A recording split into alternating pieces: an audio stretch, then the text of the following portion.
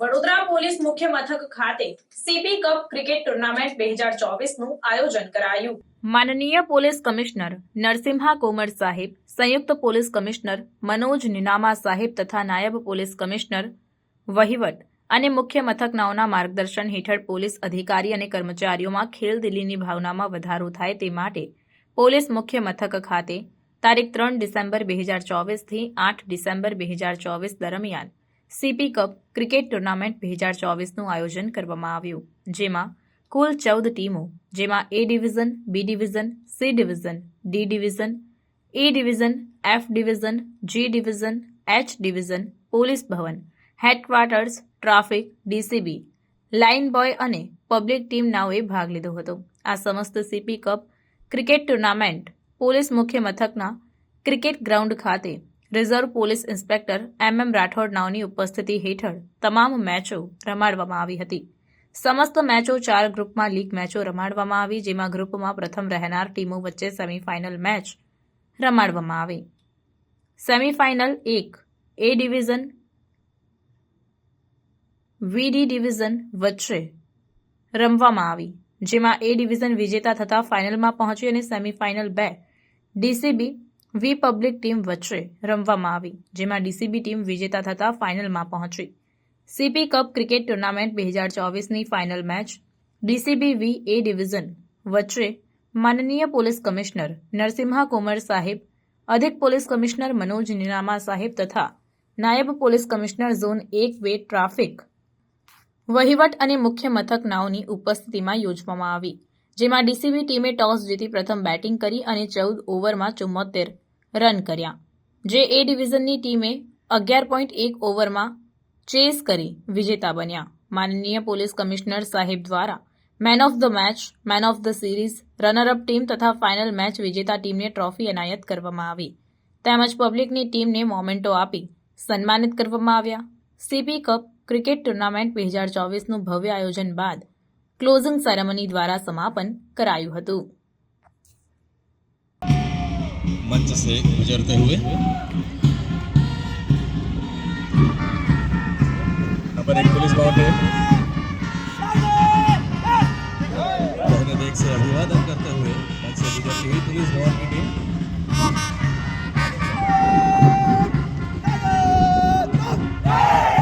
A division दाहिने देख से साहब का अभिवादन सम्मान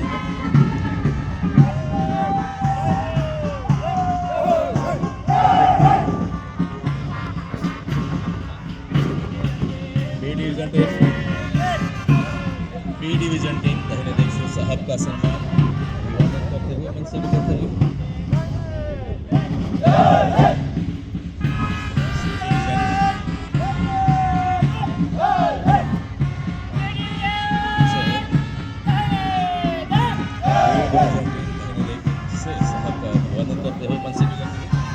ट्रैफिक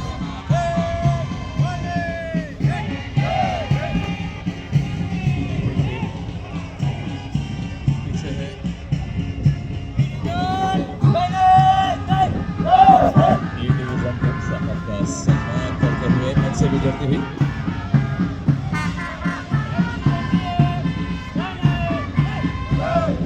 एफ डिवीजन से गुजरती हुई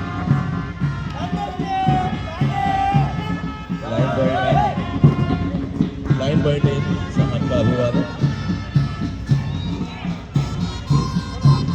डीसीबी डीसीबी टीम दाहिने देख से साहब का अभिवादन करते हुए गुजरती है और सबसे आखिर में है पुलिस हेडक्वार्टर वडोदरा शहर।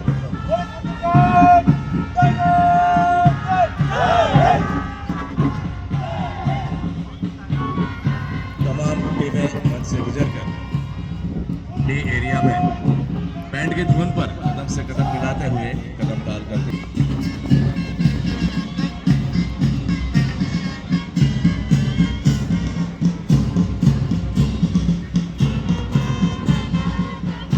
सभी टीमें मार्च पास्ट करके डी एरिया में अपनी जगह पर